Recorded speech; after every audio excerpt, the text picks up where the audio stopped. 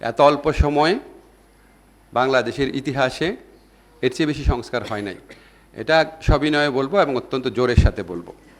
একটা common trend হচ্ছে এখন আমাদের সংস্কার কি হয়েছে সেটা নিয়ে প্রশ্ন করা খুবই ভালো, কিন্তু এই প্রশ্ন করার মধ্যে আমরা তিন ধরনের নেগেটিভিটি দেখি, তিন ধরনের নেতিবাচক মানে একটা প্রকাশ দেখি, যেটা আমার মনে হয় একটু ক্ল্যারিফাই করা প্রয়োজন। মানে একটা জিনিস দেখবেন, অনেকে বলেন কোনো সংস্কারই হয় নাই। তো আমি সবিনয়ে বলবো, এত অল্প সময়ে বাংলাদেশের ইতিহাসে এর চেয়ে বেশি সংস্কার হয় নাই। এটা সবিনয়ে বলবো এবং অত্যন্ত জোরের সাথে বলবো। আমাদের শুধুমাত্র ফিনান্সিয়াল, ফিসক্যাল এবং ব্যাংকিং সেক্টরে যে রিফর্ম হয়েছে, আমারটার কথা পরে বলছি, আইন মন্ত্রণালয়ে, সেটা কি রেজাল্ট দিয়েছে আপনারা দেখতে পাচ্ছেন যে ব্যাংকিং সেক্টরের প্রতি মানুষের আস্থা ফিরে এসেছে। আমাদের যে এক্সচেঞ্জ রেট, যে কোনো জায়গায় আপনারা দেখবেন, আমাদের উপমহাদেশেও যখন গণ অভ্যুত্থান হয় এক্সচেঞ্জ রেটের আকাশ পাতাল পার্থক্য হয়ে যায়। আমাদের এখানে কোনো ধরনের পার্থক্য হয় নাই। আমাদের রেমিটেন্স যে কোনো সময়ের চেয়ে অনেক বেশি বেড়েছে। আমাদের দ্রব্যমূল্য স্থিতিশীল আছে। এগুলি কোনো সংস্কার আর পদক্ষেপ ছাড়া সম্ভব ছিল না। তো কোনো সংস্কার হয়নি এটা ঠিক না, যথেষ্ট সংস্কার হয়েছে সময়ের বিবেচনায়। হয়তো আরও হতে পারত, কিন্তু আমরা মনে করি আমাদের সময়ের সর্বোত্তম ব্যবহার করার চেষ্টা করেছি। আরেকটা হচ্ছে, যা হয়েছে সেটাকে নিয়ে তুচ্ছতাচ্ছিল্য করা। যেমন আপনারা দেখবেন পুলিশ সংস্কার কমিশন, বিশেষ করে যে আইনটা নিয়ে আমারও প্রচণ্ড হতাশা আছে। যেরকম করতে চেয়েছিলাম করতে পারি নাই। সরকারে আছি, কোথায় বাধা আছে বলতে পারবো না, একসময় নিশ্চয়ই পারবো। তো তারপরও যেটা হয়েছে সেটাকে এতই তুচ্ছ, যেখানে আগে স্বরাষ্ট্র মন্ত্রণালয়ের পাশাপাশি কোনো মতামত রাখারই স্কোপ ছিল না, সেখানে একটা নিরপেক্ষ ফোরাম থেকে অ্যাটলিস্ট মতামত রাখার স্কোপ তৈরি হয়েছে। সো আমার যদি এক্সপেকটেশন 10 থাকে, অ্যাটলিস্ট আমি তো 4 অ্যাচিভ করেছি। যেটা অ্যাচিভ করেছি সেটা বলে তারপর বলেন যে আরও করা অনেক উচিত ছিল। যেভাবে উড়িয়ে দেওয়া হয়, মনে হয় যেন আইনটা না করলেও কোনো সমস্যা ছিল না। আমি আপনাদের সাথে একটু দ্বিমত পোষণ করছি যারা সমালোচনা করছেন। আরেকটা দেখবেন বলে আমাদের কারোর সাথে কোনো কনসালটেশন করা হয় না। তো এটা খুব হাস্যকর একটা কথা বলা হয়। আমাদের এখানে সংস্কার যে কমিশনগুলো করা হয়েছে, এত এক্সটেন্সিভ লেভেলে কনসালটেশন 1972 সালে বাংলাদেশের সংবিধান প্রণয়ন করার সময় করা হয় নাই। তবে একটা কথা বলে যে আমরা যেটা বলেছি সেটা রাখা হয় নাই। হোল্ড অন, আপনি 10টা কথা বলেছেন, তার মধ্যে অ্যাটলিস্ট 6টা রাখা হয়েছে। প্লিজ সত্য কথা বলেন যে আমি 10টা সুপারিশ করেছিলাম, মাত্র 6টা রাখা হয়েছে। আমাদের কোনো সুপারিশই রাখা হয়নি এটা বলবেন না, বিকজ এই সংস্কার প্রক্রিয়ার সাথে আমি ওতপ্রোতভাবে জড়িত ছিলাম। আমি কনফিডেন্টলি বলতে পারি, নিশ্চয়ই এই সিভিল সোসাইটি যখন ফিরে যাব, জিল্লুরের প্রোগ্রামে সবচেয়ে বড় সমালোচকদেরকে আমি বাছাই করে রেখেছি, তাদের সাথে আলোচনা করব, প্রমাণ করে দেখাবো। অ্যাভারেজে 10টার মধ্যে অন্তত 6টা সুপারিশ রাখা হয়েছে। সো আমার কাছে মনে হয় কি, কিছু কিছু মানুষের কাছে নেগেটিভিটি বা নেতিবাচক প্রচার হচ্ছে একটা উদ্দীপকের মতো। হয়তো অ্যাক্টিভিজমকে চাঙ্গা রাখার জন্য এটা প্রয়োজন হয়, হয়তো আপনার অনেক লাইক পাওয়ার জন্য, আলোচনায় থাকার জন্য প্রয়োজন হয়, কিন্তু হয় কি, এটা মানুষকে একটু বিভ্রান্ত করে, হতাশ করে। আমাদের তো মানুষকে আশাবাদী করাও হচ্ছে এক ধরনের দায়িত্ব। তো আজকে যে আলোচনার বিষয় সেটা হচ্ছে বিচার বিভাগের স্বাধীনতা এবং রুল অফ ল। দেখেন, বিচার বিভাগের স্বাধীনতা থিওরিটিক্যালি প্রতিষ্ঠা করা খুব কোনো কঠিন ব্যাপার না। এটার জন্য যা যা করা দরকার আমরা তাই করেছি। আমাদের এখানে 54-55 বছরের একটা প্রত্যাশা ছিল স্বাধীন সচিবালয় গঠন করা, সেটা আমরা করেছি।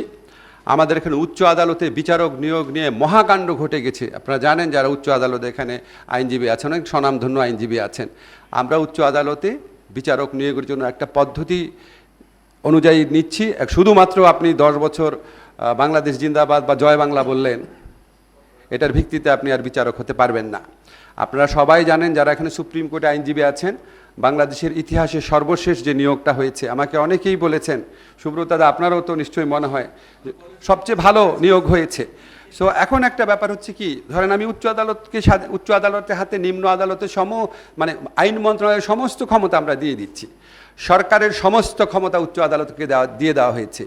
নিম্ন আদালতে পদ সৃজন, নিম্ন আদালতে ট্রান্সফার, পদোন্নতি, শৃঙ্খলা সংক্রান্ত কার্যাবলী দেখা, উচ্চ আদালতের নিয়োগ, উচ্চ আদালতের বেঞ্চ গঠন, সবই এখন উচ্চ আদালতের হাতে। এখন যে স্বাধীনতা এস্টাবলিশড হলো, এই স্বাধীনতার সুফল কি আপনারা পাবেন? এর ফলে কি রুল অফ ল প্রতিষ্ঠিত হবে? সেটা আমি জানি না, সেটা আমি 100% বলতে পারবো না। কিন্তু আমি একটা জিনিস জানি, অসীম স্বাধীনতা, জবাবদিহি ছাড়া যদি অসীম স্বাধীনতা থাকে, সেই স্বাধীনতা সবসময় প্রত্যাশিত সুফল বয়ে আনে না। সেই জন্য আমি মনে করি উচ্চ আদালতেও কিছু সংস্কারের প্রয়োজন রয়েছে। এই সংস্কারের চিন্তা উচ্চ আদালত থেকেই আসতে হবে। যেমন তিনটা খুব ভাইটাল ক্ষেত্র রয়েছে। একটা হচ্ছে উচ্চ আদালতে আপনি দেখবেন যে ওইখানে প্রধান বিচারপতির একটা ক্ষমতার কেন্দ্রিকতা আছে। এটাকে একটুখানি গণতন্ত্রায়ন প্রয়োজন। প্রধান বিচারপতির একক ক্ষমতা যে কোনো বেঞ্চ গঠন করছেন, ভেঙে দিচ্ছেন, এখানে একটু গণতন্ত্র আনা প্রয়োজন। যদিও সংবিধানে বলা আছে ইচ্ছা করলে উনি সিনিয়র একজনকে দিতে পারেন দায়িত্ব, কিন্তু এটা কখনো হয় না। এখানেও যদি একটুখানি কালেকটিভ একটা ডিসিশনের ব্যাপার থাকে ভালো হয়। সেকেন্ড হচ্ছে উচ্চ আদালতের বিচারকদের কোড অফ কন্ডাক্ট।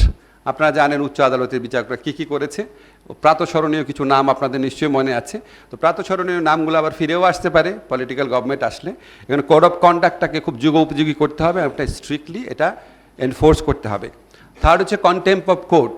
আপনারা জানেন, আমি এই ফ্যাসিস্ট আমলে একটা কথা বলতাম, কারো সমালোচনা করতে আমি ভয় পাই না, কিন্তু উচ্চ আদালতের বিচারকের সমালোচনা করতে আমি ভয় পাই। কারণ আপনি কিছু বললেই আপনার উপর কন্টেম্প মামলা করে দিবে। কন্টেম্প মামলার একটা অদ্ভুত দিক হচ্ছে, যে অভিযোগকারী সেই বিচারক, যে অভিযোগকারী সেই যদি বিচারক হয়, তাহলে তো ন্যায় বিচারের প্রধান শর্ত এখানে থাকে না।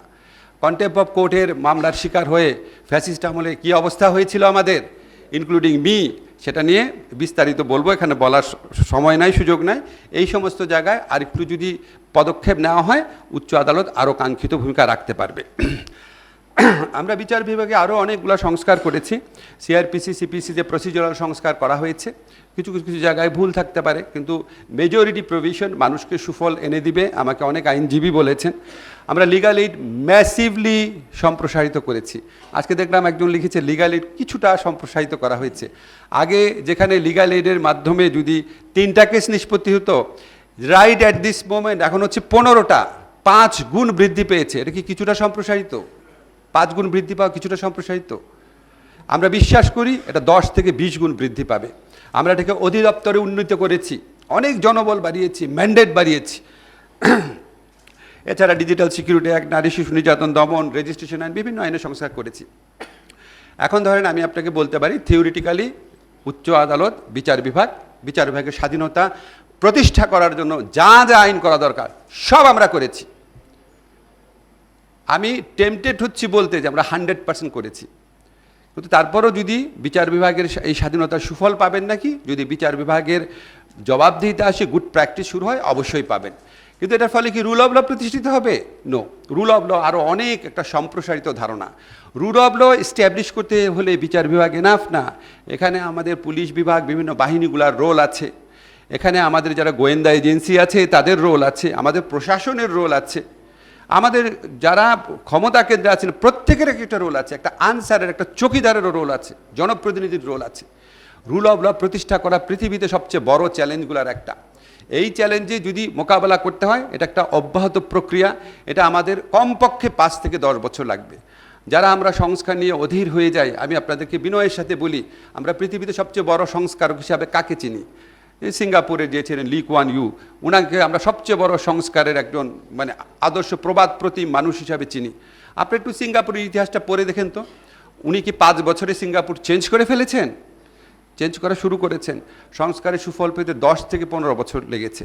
আমরা সংস্কারের পথে, সুশাসনের পথে, রুল অফ লয়ের পথে অগ্রসর হয়েছি। এই অগ্রযাত্রাকে আরও বেগবান করার মতো ক্ষমতা নির্বাচিত সরকারগুলার থাকবে। নির্বাচিত সরকারগুলাই ক্ষমতার পাশাপাশি যদি আন্তরিকতা এবং কমিটমেন্ট দেখায়, অবশ্যই আমরা প্রত্যাশিত সুফল আরও বেশি করে ভবিষ্যতে পেতে থাকব।